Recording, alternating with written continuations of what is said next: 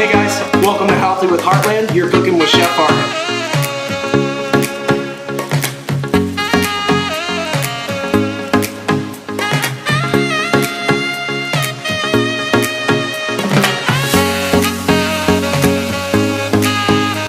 Welcome to Healthy with Heartland. I'm your host, Chef Arden. And today, continuing with the season of grilling, we are going to be working with this beautiful pork chop, which comes to you from Heritage Farms. This is a Cheshire breed. Naturally, kind of taking a look at it, it's a darker color. It's not really that anemically white paleness. It's got a nice like ruby to kind of pink hue. Flavor is just absolutely phenomenal. So to get started, our grill is heating up to around 400 to 450, and we're gonna just do a really light seasoning on this. We're actually gonna be using a smoked salt here, kind of add a little bit of extra flavor, and then some pepper. It's a really simple grilling technique. So seasoning with this smoked salt, it's very potent. So a little bit does go a long way. So you wanna make sure that you really are seasoning high.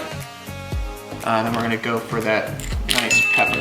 You wanna have that nice like little bite and heat coming from the smokiness and coming from the nice char flavor on the grill. Just give that a nice like little pat down, mop up anything that we missed, give that a nice little flip.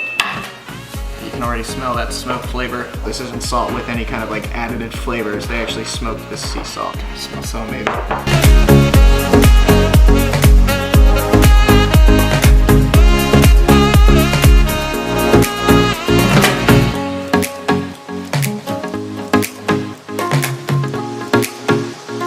Grill is nice and hot now. We're at that 400 mark.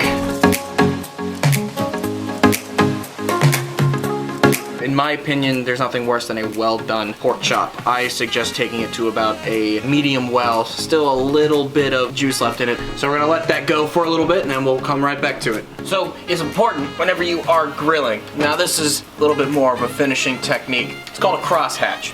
Grill bars are usually going in one direction. You wanna basically do like 30 seconds and then 30 seconds to get that really nice lattice char on that.